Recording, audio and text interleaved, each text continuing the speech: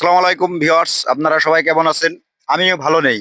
কারণ ফিলিস্তিনে আমার মুসলিম ভাইরে নিরীহভাবে হত্যা করতেছে। আমরা এমন অভাগা জাতি যে মুসলমান হয়ে মুসলমানের পাশে দাঁড়াইতে পারতেছি না। তো আমরা বইসা বইসা ইসরায়েলি পণ্য ঠিকই কিনতাছি। আমরা অন্ততপক্ষে এটা তো করতে পারি যে আমরা ইসরায়েলি পণ্য সকল পণ্য বয়কট করতে পারি। কিন্তু অথচ আমরা করতেছি না। আমরা রাস্তাঘাটে যা স্লোগান দিতাছি, কিন্তু আমার ঘরের ভিতরে আমার মা কিনতেছে ইসরায়েলি পণ্য, আমার বউ কিনতেছে ইসরায়েলি পণ্য, আমার মেয়ে কিনতেছে ইসরায়েলি পণ্য। আমরা ইসরায়েলি পণ্য থেকে বের হইতেই পারতেছি না। এটা আসলেই কাম্য না। মুসলমান হয়ে যদি জিহাদ করতে না পারি, অন্তত পক্ষে এটুকু তো অবশ্যই করতে পারি। তো তাই আসুন আমরা সকলে মিলে সকল ইসরায়েলি পণ্য বয়কট করি। সবাই করবেন তো? আমাদের বিশ্ব ইসলামী যে ফতোয়া বোর্ড আছে তারা ফতোয়া দিয়েছে ইসরায়েলি সকল পণ্য কেনা হারাম, কিন্তু তারপরে আমরা ইসরায়েলি পণ্য কিনতাছি।